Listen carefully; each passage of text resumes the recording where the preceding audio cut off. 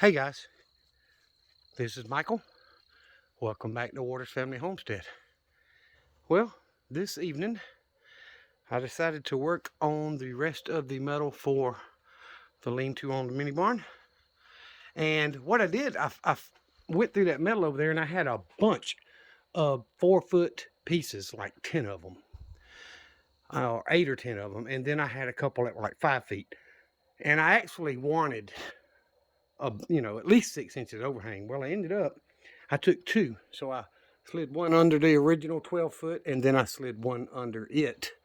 So it's overlapped way more than necessary, but it gave me a 2-foot overhang. So it's even all the way down, and I'll get to that part in a second, but it's screwed down. I've still got to come in when I pick up some 2x4s and put a brace under this end because I want something there where I screwed the metal together. I tried to keep the screws fairly straight. So I'll back them screws out, put the boards in, and so on. And then still got to finish the rafters. But I like it. It'll be 98% waterproof. I haven't sealed the holes on this part yet, but I got it up. And then what I did on this end, I think I mentioned in an earlier video about my old grill. The frame had rusted, but the grill's fine. And it's got the side burner that barely ever used. So I want to build a frame out here and set it up. And I didn't want to take up part of the lean-to for it, for equipment and stuff. But that would give me a place for outdoor cooking, so to speak. Like if I'm processing chickens, I can use that burner to boil the water and so on.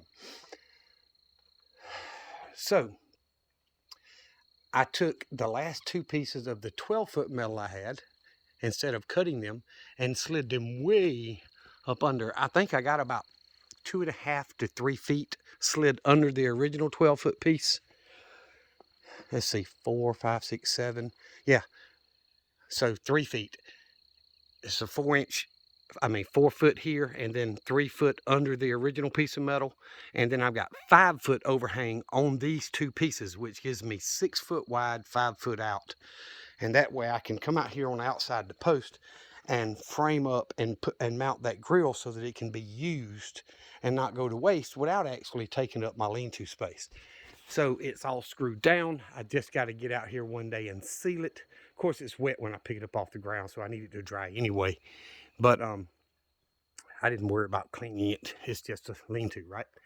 But it's getting dark on me. I finished just in time. As you can tell, I'm using my light on my phone, but it matched up really, really good.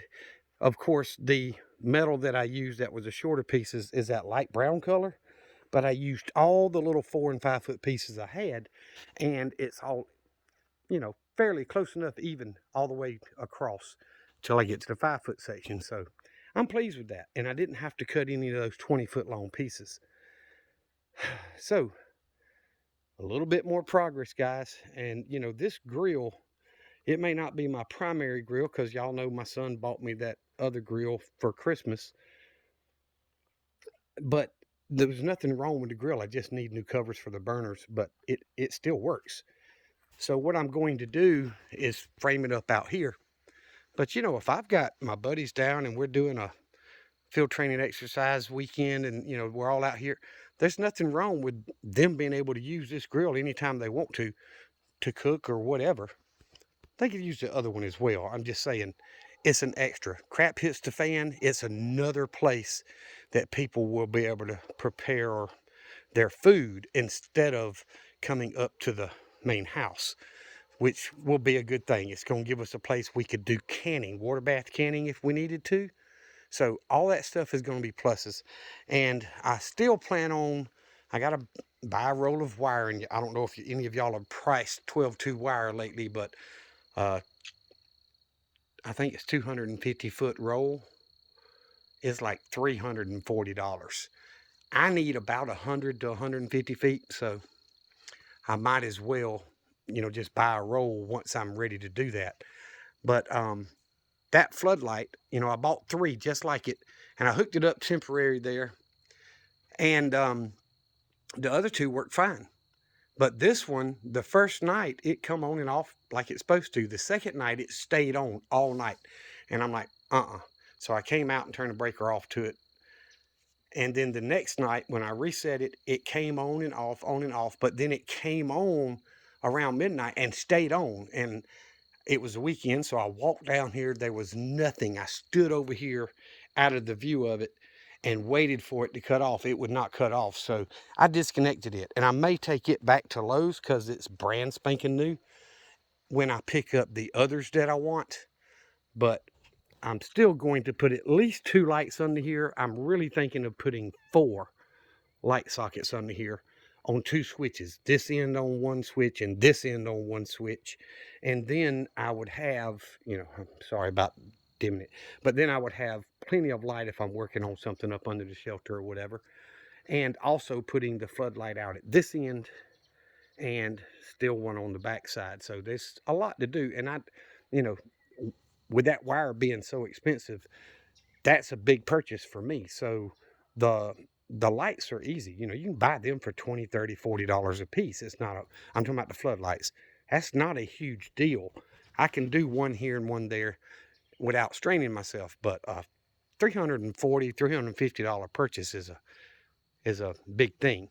And before I do that kind of expense, I want to get this run that I was talking about in a video or two back done and fence in this fruit tree or fruit orchard so that I can have the chickens a much bigger area to run. They can fertilize this area so my fruit trees will do better, and they can eat bugs, which will also help my fruit trees and stuff do better. So it's beneficial food wise for me to get this fenced in. But anywho, I'm gonna get off here. I know it's getting dark on me. If I take a foot out, step out this side, I've got one of the bulbs screwed out of this floodlight. But yeah, as soon as I start to get to the edge of the mini barn, that light picks me up. So I'm gonna put another bulb back in there, which I've got to buy more. I only had 1 spare, so I need to buy another box. I had a 6-pack. But the LED, it doesn't cost me so much when they do come on. But either way, guys, I appreciate you watching the videos. Give me some feedback. Give me comments. Let me know what you think. Does it look like crap? Because I'm going to buy lumber and frame up under here. So it will have 2x4 framing under it with supports under it. So it's going to be supported off the lean-to. But I've got to, get the lumber to do that. It's not just going to stick out for the wind to take it off. But y'all leave me some feedback. Tell me what you think. Is it a good idea? Is it a bad idea? Whatever. I mean, I can always come in with the what I call electric shears that go in my impact and cut them off, even with the rest of it. And, but I just didn't see a need in wasting that metal. I could have cut 1 sheet in half and had enough to match up with all the rest of it and still had a sheet left over. But what good's 1 sheet of that color and that, going to do me when I've got all this older stuff out here? This is the same profile here, 20-foot long pieces, and that's all I've got left of this profile. And I think there's 2 or either 3 pieces laying there. And then this 12-foot long steel, this is like you would use for not a carport, but a porch or something on the back of your house. That's steel, that's not Galvalume. But then I've got some 8-foot Galvalume that matches that profile. And then I've got some more over here that are longer. But all that except for the 8-foot is steel. So there's no need to waste that. And there's like, I haven't counted, but I was going to move this the other day. And there's probably 10 or 12 sheets, if not more, of that. It's a 2-inch thick stack. And then there's quite a few pieces of this stack over here. So I just wanted to keep that profile around, and there's no need to cut those two pieces when these would do it. So anyway, y'all give me some feedback. I appreciate you watching my videos, listening to me. This is all about prepping. I'm trying to get ready for when crap hits the fan and try to be as ready as I can for my family and my mag to bug out to this location, and we've got to be able to take care of everybody. So I need a place that's dry for us to work on equipment, a place, you know, I can put up a bench across this side if I want to and make a potting station out of it for starting plants and so on. There's a lot of things I can do with this that's going to help us when crap hits the fan. And that's kind of the reason I prioritized it and moved it up on my to-do list, which never ends.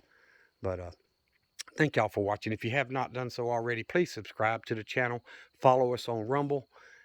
It really means a lot to me. And please hit that thumbs up button. It helps more than you realize, especially even if you're not subscribed and you hit the thumbs up, it shows YouTube or the algorithm that you like the video, and it'll suggest it to more people that watch similar content as you. So it helps me grow, and I really do appreciate it. Y'all remember what I always tell you? Jesus loves you, and so do I. Y'all be safe. Be prepared.